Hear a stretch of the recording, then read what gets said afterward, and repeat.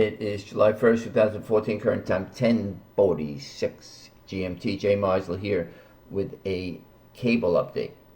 And the reason I'm focusing on cable today, I did a Eurodollar one already, is that it's broken out. It broke out yesterday, established itself above that 170.43 level, and now it's probing multi-year highs and searching for resistance.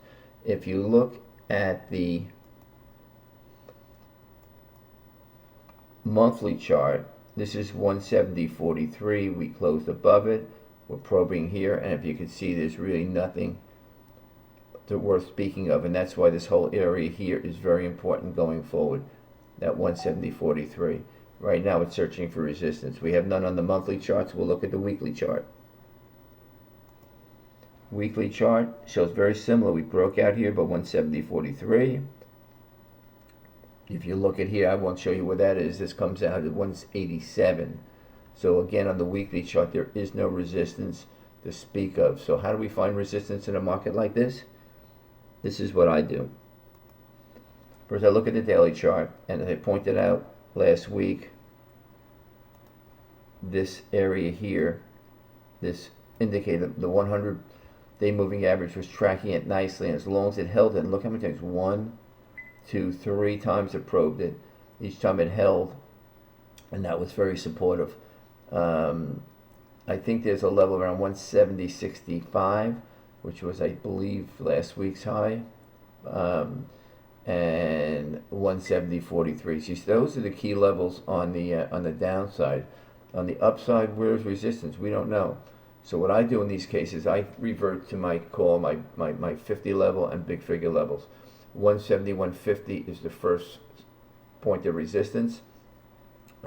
If it holds, then the range is 170.50 to 170, 150, 171 sets the tone. If 170, 150 gets broken, the range becomes 171 to 172, where 170, 150 sets its tone.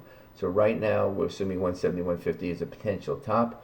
That means the market trades at a bit above 171, but more of a range, unless 171 gives way. On the downside, it's 170.43 is the breakout level. 170.50 to 65 is potential support. So what you got to do is you got to look at at sterling crosses. When sterling peaks out, you may see offsets in other currencies, and that's why the Eurodollar is probably not getting above 137, because of offsets out of sterling once cable spot sterling, that is, found its top. So what do we see for today? We got U.S. data coming out, ISM PMI, how the market reacts, and how U.S. yields react will be very important.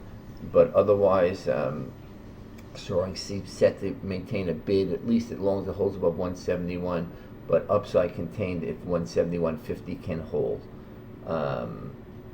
That's my view as we trade uncharted waters. Now, if you look at the bottom of this page, my monthly newsletter came out yesterday. It's called Thoughts from the Forex Trenches. It covers what's going on in the market and what's going to move it in the month and the period ahead. What are the key factors?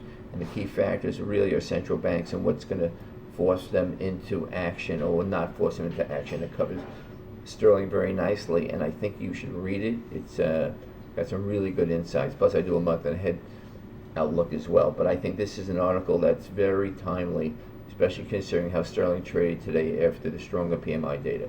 So click on it. The link is embedded. I look forward to seeing you again. Good luck and good trading.